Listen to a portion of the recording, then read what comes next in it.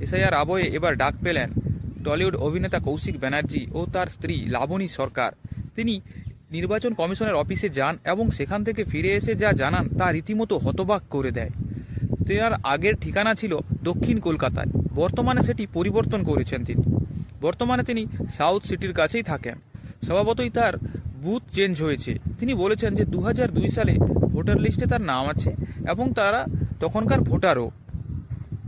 যেহেতু তিনি এসআইআরের জন্য ডাক পান, তাই তিনি হাজিরা দেন।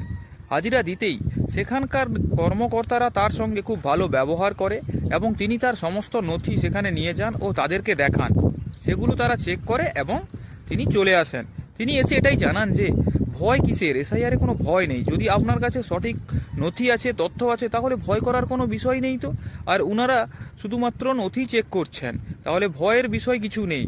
তাহলে যারা এসআইআরকে নিয়ে ভয় দেখাচ্ছে, আসলে ভয়টা কি তাদের, না তারা কেন এই বিভ্রান্তি ছড়াচ্ছে? কি মনে হয় আপনাদের? কমেন্টে জানাবেন।